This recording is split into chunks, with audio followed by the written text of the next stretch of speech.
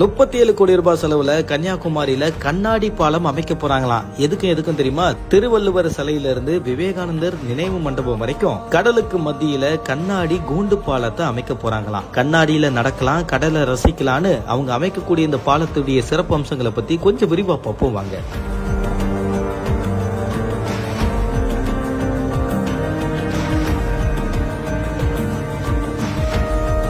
வெளிநாட்டுல நிறைய வீடியோஸ் பார்த்திருப்பீங்க. மலைக்கு மேல கடலுக்கு கீழேன்னு கண்ணாடி பாலத்துல மக்கள் நடந்து போற மாதிரி வித்தியாசமா இருக்கும். கண்ணாடி பாலம் டிரான்ஸ்பரண்டா இருக்கிறதுனால கீழே இருக்கக்கூடிய விஷயங்களை அப்படியே தெல்ல தெளிவா பார்ப்போமா, கொஞ்சம் பக்குன்னு இருக்கும் நடக்கும்போது. இதெல்லாம் நம்ம ஊர்ல வராதான்னு ஏக்கப்பட்டு இருக்கக்கூடிய மக்களுக்கு மத்தியில கண்ணாடி பாலத்தை 37 கோடி ரூபாய் செலவுல கன்னியாகுமரியில அமைக்க போறாங்க. வங்காள விரிகுடா, இந்திய பெருங்கடல் மற்றும் அரபிக்கடல் ஆகிய 3 கடல்களுமே சங்கமிக்கக்கூடிய இடமா குமரி கடல் விளங்குது. இந்த கடல்ல இருந்து கொஞ்சம் தூரத்துல விவேகானந்தருடைய நினைவு மண்டபம் கட்டப்பட்டிருக்கு. அங்கிருந்து இன்னும் கொஞ்சம் பக்கத்துல 133 அடி உயரத்துல திருவள்ளுவருடைய சிலையும் கட்டப்பட்டிருக்கு. முக்கடல் சந்திக்கக்கூடிய கன்னியாகுமரியில வருகை தரக்கூடிய வெளிநாட்டு மக்கள் நாளுக்கு நாள் அதிகரிச்சுக்கிட்டே இருக்காங்க. எக்கச்சக்கமான சுற்றுலா பயணிகளும் இருக்காங்க.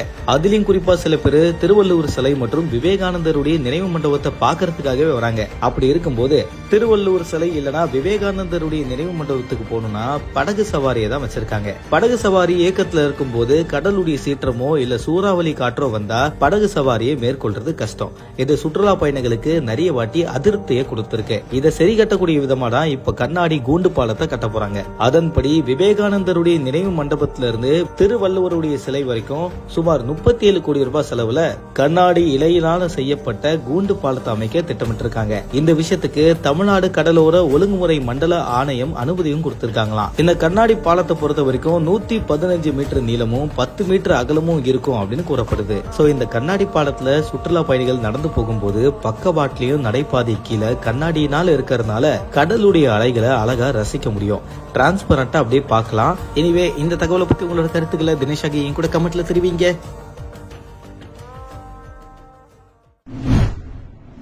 நீ ஒரு ஆர்டிஸ்ட் வீடு சாஞ்சி போச்சுல. புதுசா கட்டின வீடு என்ன இப்படி சாஞ்சி இடிஞ்சு கிடக்கு? எட்ட இருந்து பார்க்கிறவங்களுக்கு இப்படித்தான் தெரியும். கிட்ட போய் பார்த்தா வித்தியாசமான கோணங்களில் பொறியாளர்களின் திறமையால் இப்படி ஒரு புதுமையான வீடு கட்டப்பட்டிருக்கிறது.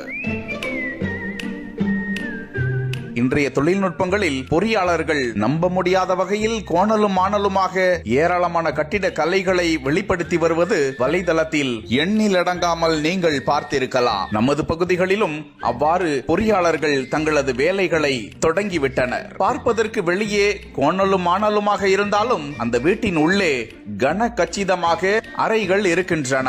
தென்காசியில் கட்டப்பட்ட இந்த வீடு வித்தியாசமான கோணங்களில் இருப்பதால் அந்த பகுதியில் உள்ளவர்கள் அந்த வீட்டை ஆர்வத்துடன் செல்ஃபி மற்றும் புகைப்படங்கள் எடுத்து செல்கிறார்கள். தற்போது இந்த வீடு தென்காசி பகுதியில் ட்ரெண்டிங் ஆகி வருகிறது.